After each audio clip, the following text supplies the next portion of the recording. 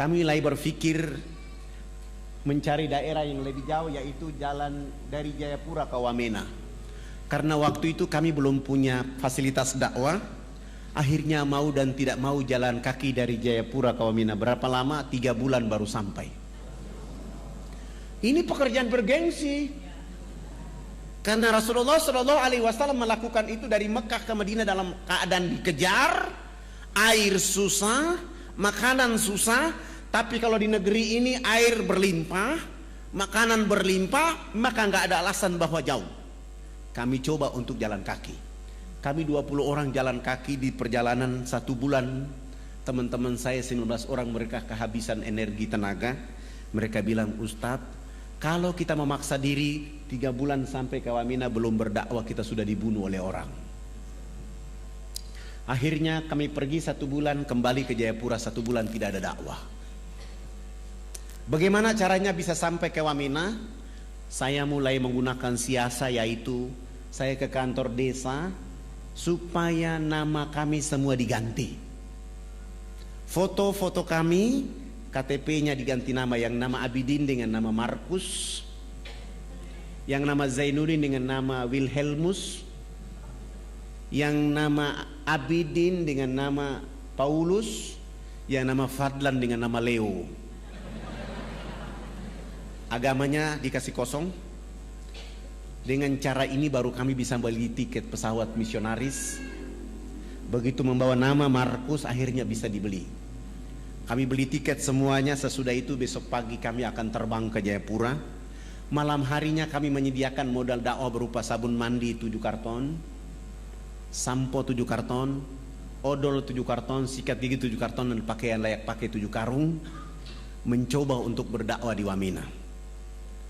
Alhamdulillah 45 menit kemudian kami tiba di Wamena. Ketika kami sampai ke Wamena, kami disambut oleh saudara-saudara kami, tapi sayang mereka dalam keadaan telanjang. Mohon maaf, ini bukan porno. Mereka dalam keadaan seperti ini.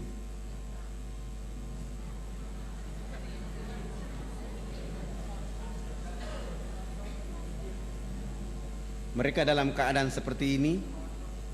Mereka dalam keadaan seperti ini. Mereka dalam keadaan seperti ini. Ketika melihat keadaan seperti ini, saya mulai bilang sama para dai bahwa 1 minggu pertama kita tidak boleh berdakwah, kita akan pelajari bagaimana keadaan mereka. Ternyata saudara-saudara kita di pedalaman itu tidak punya pakaian, maka mereka pakai pakaian seperti itu. Tapi gereja dan misionaris mengatakan bahwa ini adalah pakaian kebudayaan. Setelah mereka dibiarkan memakai pakaian seperti itu, saudara-saudara kita di pedalaman itu juga dilarang tidak boleh mandi menggunakan air bersih. Mereka hanya boleh mandi dengan melulurkan tubuh badannya dengan minyak lemak babi. Sudah tidak pakai baju, pakaian, badannya dilulurkan dengan lemak minyak babi, bau badan yang sangat tidak enak. Mereka berdiri dengan jarak 500 meter dari arah mata angin kita di sini yang hancur. Bau yang sangat tidak enak. Setelah dalam keadaan kondisi seperti itu, orang asing itu melalui Australia membawa minuman keras masuk melalui Port Moresby dengan pesawat kecil itu masuk ke pedalaman-pedalaman ini, kasih minum saudara-saudara kita di sana. Mereka minum, mereka mabok, ada yang teler dan tidur dengan babi dalam kandang. Ada ibu-ibu kita yang melahirkan di pedalaman-pedalaman itu seperti binatang yang beranak di bawah pohon. Begitu bayinya keluar dari rahimnya, untuk memutuskan ari-ari dengan bayi menggunakan ujung batu yang tajam. Sesudah itu ibu anak manusia itu dilarang menyusui anak kandungnya dengan air susu di sebelah kanan. Dia hanya boleh menyusui anak kandungnya dengan air susu di sebelah kiri. Air susu di sebelah kanan dipersembahkan untuk anak babi. Mohon maaf, ini juga bukan porno, ini sengaja saya tunjukkan. Babi di sebelah, anak kandungnya di sebelah kiri. Begitu kami menonton ini, melihat keadaan ini, kami 20 orang semua menangis, mencium bumi Allah dan mengatakan kepada Allah, ini sungguh kita yang paling berdosa. Kenapa? Kita sudah merdeka bertahun-tahun, masih ada warga negara kita yang dibiarkan oleh orang lain di negeri ini dalam keadaan seperti itu. Saya bilang sama teman-teman, ini tidak ada cara lain, tidak ada peraturan lain kecuali dakwah dengan Islam. Bagaimana cara berdakwah? Menurut Allah dalam surat An-Nahl ayat 125. Surat 16 ayat 125. Serulah manusia ke jalan agama Tuhanmu dengan hikmah, arif, bijaksana. Berdialog dengan mereka pun dengan arif dan bijaksana. Kepada siapa Allah beri petunjuk, kepada siapa Allah sesatkan. Saya mentadaburi ayat ini dengan menggunakan sabun mandi. Minggu kedua hari pertama, saya mulai mengajak kepala suku besarnya, kami bawa dia ke sungai. Begitu sampai ke sungai, saya bilang, Bapak ikut kami loncat masuk ke dalam sungai. Kami 20 orang ditambah kepala suku bersama-sama jebur masuk dalam sungai. Sesudah itu naik, saya bilang kepala suku berdiri di samping kanan saya, para dai 19 orang berdiri di depan. Dan saya bilang sama kepala suku, Bapak ikut gerakan kami. Saya kasih beliau satu sabun dan saya bilang, Bapak ikut gerakan kami. Begitu kami gosok sabun di sebelah kanan, kepala suku ikut gosok sabun di sebelah kanan. Kami gosok sabun di sebelah kiri, kepala suku ikut gosok sabun di sebelah kiri. Sesudah itu saya ambil sabun dari tangan kepala suku, saya ganti dengan sampo. Rambut kami orang Irian itu kalau belum kena air dengan sampo itu rambut tenang-tenang saja. Begitu kepala suku dia siram sampo, satu botol kecil di atas rambutnya, dia keramas, rambut keribu keriting itu dia mekar kayak bunga yang berkembang. Sehingga busa sampo itu makin tinggi. Begitu makin tinggi jatuh kena hidung kepala suku. Dia mencium harum dari busa sampo itu, langsung pergi, tidak mau lagi bilas dengan air.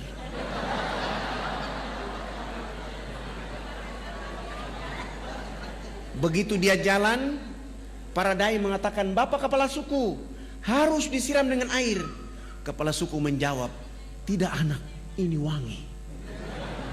Rupanya selama hidupnya baru pertama mencium bau harum. Kepala suku ini 6 hari berturut-turut mandi tidak pernah bilas dengan air.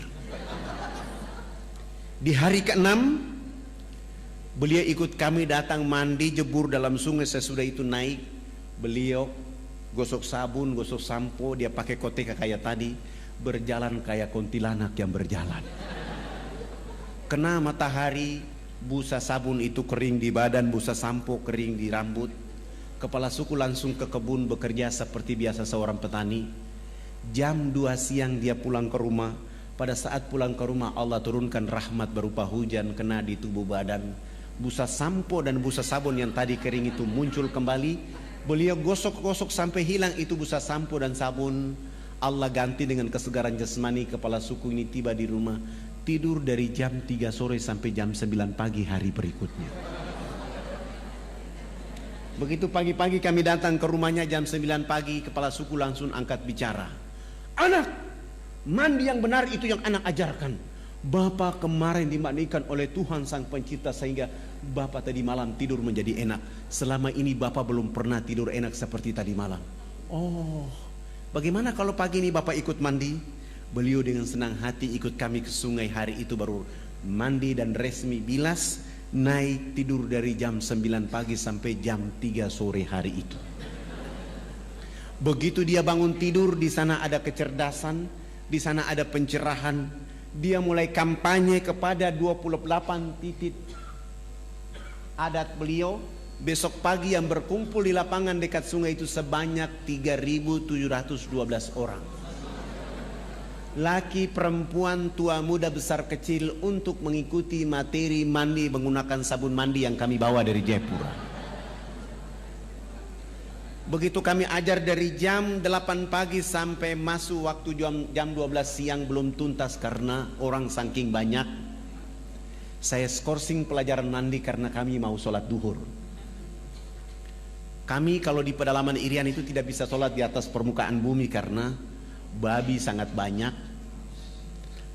Kebetulan kami 1 minggu sudah buat panggung di tengah-tengah lapangan itu menjadi masjid dan musola kami. 3.712 orang itu saya bilang sama kepala suku yang sudah mandi jangan pulang. Yang belum mandi juga jangan pulang. Nanti kami selesai sholat duhur, kami akan melanjutkan pelajaran mandi. Mereka 3.712 orang itu mereka duduk di bawah panggung dan kami 20 orang naik di atas panggung. Salah satu dai dia qomat dan saya takbir. Allahu Akbar. 19 dai ini juga takbir Allahu Akbar. Begitu kami takbir, 3.712 orang itu mereka bangkit dari tempat duduknya, mereka tawaf dengan arah berjalan, arah jarum jam, tawaf keliling panggung sholat. Apa yang mereka lakukan? Mereka berputar keliling panggung sholat dengan berlawanan arah jarum jam seakan-akan orang lagi tawaf di Ka'bah. Mereka perhatikan gerakan-gerakan sholat duhur yang kami lakukan. Begitu saya salam ke kanan, Assalamualaikum warahmatullahi, Assalamualaikum warahmatullahi. Kepala suku besar itu langsung loncat naik di atas panggung dan mengajukan beberapa pertanyaan. Anak, kenapa anak dengan teman-teman berdiri dan angkat tangan dan mulutnya bicara-bicara? Itu maksudnya apa? Saya bilang subhanallah, baru mandi cerdas begini. Bagaimana saya bisa mampu menjawab pertanyaan itu? Hampir saya tidak sanggup. Tapi tiba-tiba ada ilham dari Allah untuk saya menjawab. Saya bilang sama kepala suku dan masyarakat, Bapak kepala suku dan masyarakat dan mama-mama yang ada di sini, kami di atas panggung ini agama kami Islam. Dalam agama kami diperintahkan Tuhan Allah Sang Pencipta dalam satu hari 5 kali menghadapnya di saat dan waktu yang ditentukan. Tadi kami berdiri mengangkat tangan itu artinya kami menyerahkan sepenuhnya kehidupan, diri, jiwa raga kami kepada Tuhan Allah. Yang kami bicara-bicara itu adalah Allah Maha Besar, sementara kehidupan kami dan diri serta jiwa raga kami sangat kecil sehingga tangan kiri kami malu menutup dada kami, tangan kanan kami pun malu menutup tangan kiri dan dada yang penuh dengan kehinaan. Kami menyerahkan sepenuhnya jiwa raga kami kepada Tuhan Allah. Kepala suku langsung mengatakan, ini agama yang benar. Menurut Bapak kami sudah Islam. Tapi kenapa sesudah itu anak dengan teman-teman bongkok badan? Apa artinya bongkok badan? Maksudnya kenapa ruku? Saya menjelaskan, kami bongkok badan itu supaya kami bisa melihat di bumi itu ada batu, pasir, tanah, air, hewan, tumbuhan. Semua itu fasilitas dari Tuhan Allah kepada manusia. Dipelihara, dilindungi, dinikmati oleh karena nanti untuk manusia berikutnya. Ini agama yang benar. Menurut Bapak kami sudah Islam. Tapi kenapa sesudah itu anak dengan teman-teman tunduk mencium papan? Apalagi artinya tunduk mencium papan? Kenapa sujud? Saya menjelaskan, kami tunduk mencium papan itu pertanda kami menangis kepada Tuhan Allah atas kejahatan, maksiat, dosa yang kami lakukan di bumi. Kenapa kami lakukan itu Bapak kepala suku dan mama-mama? Karena sebentar kami mati nanti, kulit, daging, darah, tulang akan dilebur menjadi tanah. Sebelum dilebur menjadi tanah, kami menyatukan telapak tangan, kepala, lutut dan kaki untuk menangis meminta ampun kepada Dia Allah yang Maha Tinggi. Ini agama yang benar. Menurut Bapak kami sudah Islam. Tapi kenapa sesudah itu anak dengan teman-teman lihat ke sebelah kanan mulutnya bicara-bicara, lihat ke sebelah kiri masih bicara-bicara? Saya jawab lagi, kalau tadi kami mengangkat tangan adalah menyerahkan sepenuhnya jiwa raga dan kehidupan kami, sesudah itu kami bongkok badan untuk melihat fasilitas yang diberikan oleh Allah. Setelah itu minta ampun. Selesai minta ampun, kami lihat ke sebelah kanan. Kalau belum ada orang yang tahu mandi, tugas kami mengajarkan mereka bisa tahu mandi. Melihat ke sebelah kanan, kalau belum ada orang yang tahu berpakaian, tugas kami mencari pakaian untuk menutup badannya. Ada yang lapar, tugas kami mencari makan. Ada yang sakit, tugas kami mencari obat. Sesudah itu melihat ke sebelah kiri, kalau belum ada orang di bumi ini yang mengenal Allah dan Rasulnya, tugas kami datang memperkenalkan Allah dan Rasulnya kepada mereka. Begitu mendengar penjelasan saya, kepala suku besar langsung mengatakan, kepada kami 20 orang, kalau begitu kami tidak boleh duduk di atas panggung sholat itu. Kami turun duduk di bawah menemani 3.712 orang. Mereka 6 kepala suku naik di atas panggung menggantikan kami. Mereka bukan sholat, tapi mereka rapat adat membahas kehadiran kami di sana. Rapat adat 1,5 jam kemudian, kepala suku besar menyampaikan pengumuman kepada 3.712 orang di lapangan itu. Wah, wah, wah, wah, wah, hubulokanaya.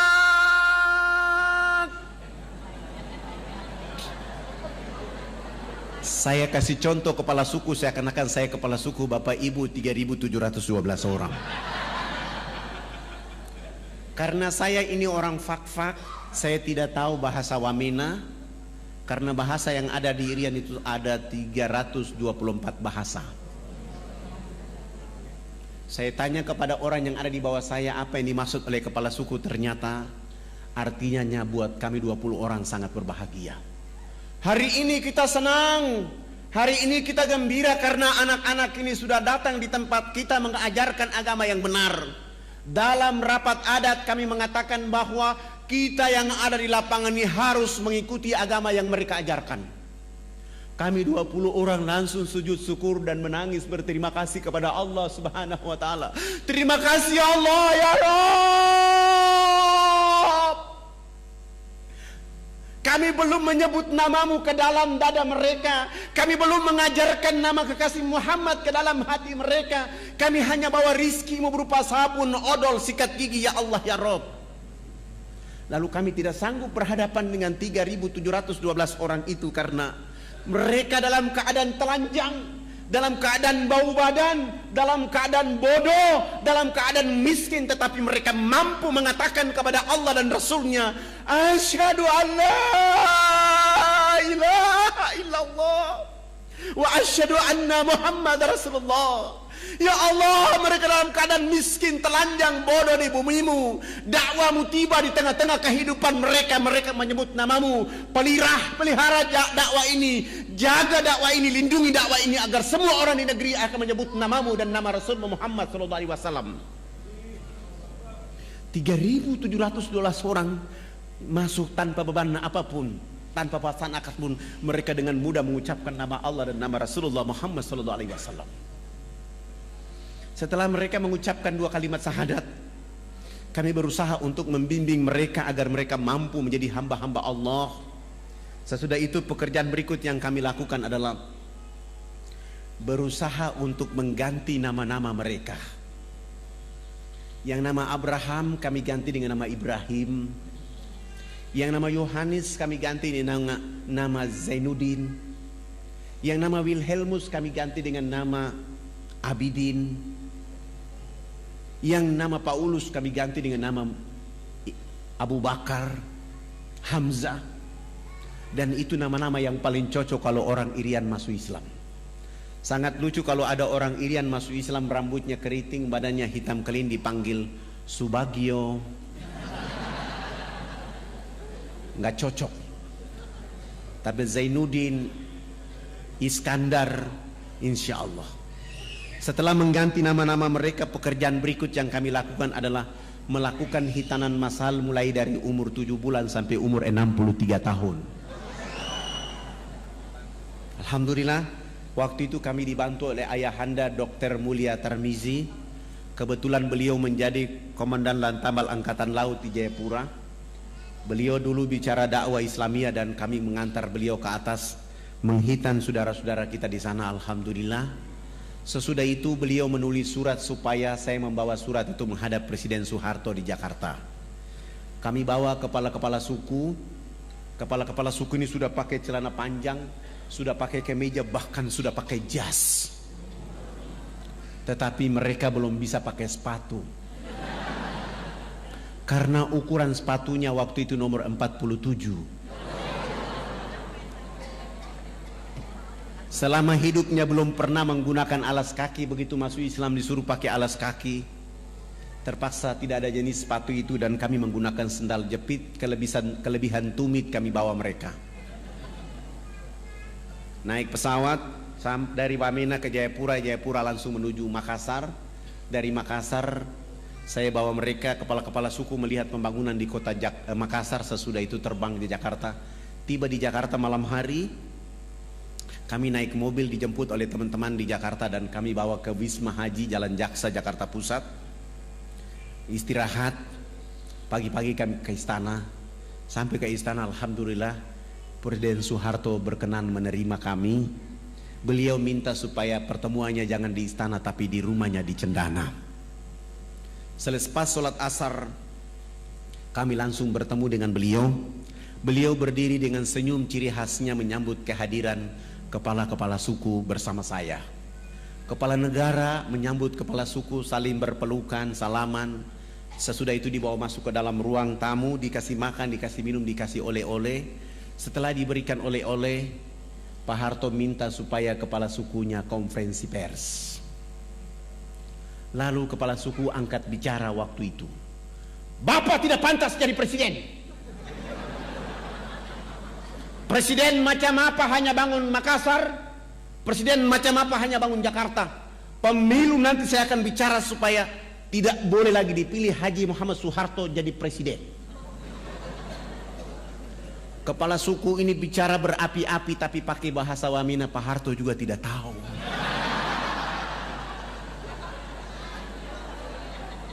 Tapi karena Pak Harto memiliki positive thinking, melihat gerakan kepala suku, beliau pasti punya feeling bahwa ini terjemahannya pasti bagus. Mohon diterjemahkan.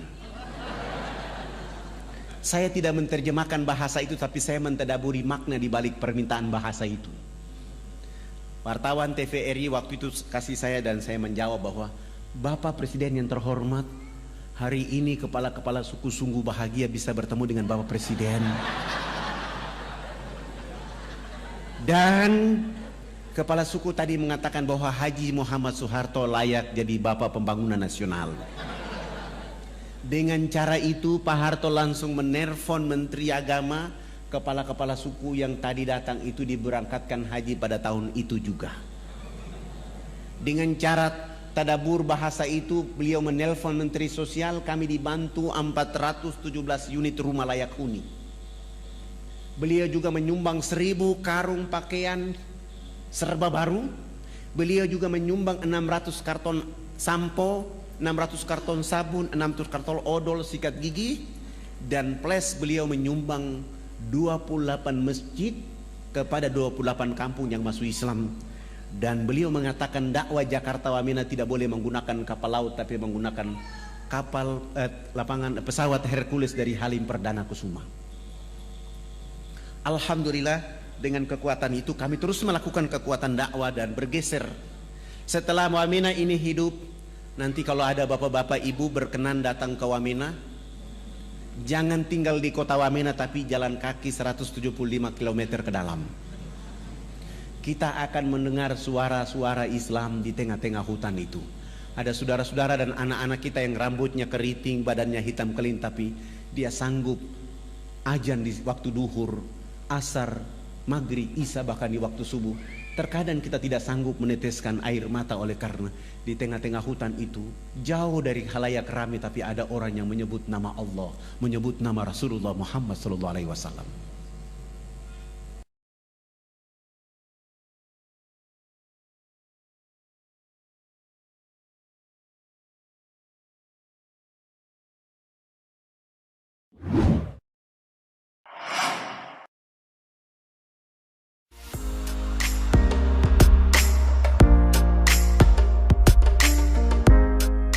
Assalamualaikum warahmatullahi wabarakatuh. Saya Taswin dari Palu. Hari ini berkunjung, alhamdulillah diterima di kantor pusat oleh Ketua Koperasi 212. Kunjungan saya kali ini, saya bersyukur mendapatkan surat keputusan sebagai Ketua Komunitas 1 di Kota Palu.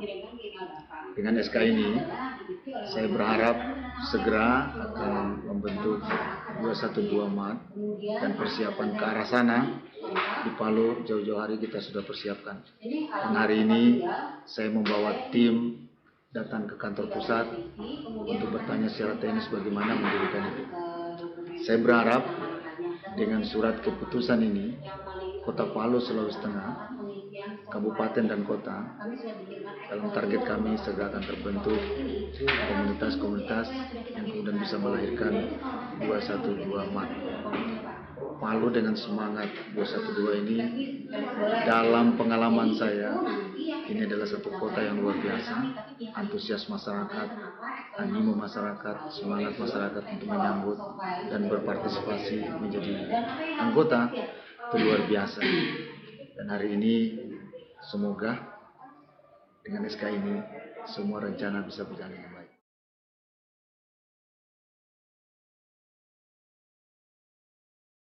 Untuk masyarakat Kota Palu, kenapa harus bergabung ke 212 atau Koperasi 212 atau membentuk 212? Di hari kemudian ada dua pertanyaan dari Allah tentang harta kita. Dari mana kita dapat dan kemana kita belanjakan. Saat Bapak Ibu bergabung ke 212 atau Koperasi 212, otomatis aktivitas kita, aktivitas keuangan kita itu bernilai ibadah karena bergabung di komunitas ini. Saya berharap kesempatan untuk bisa bertumbuh secara ekonomi, bergabunglah ke 212.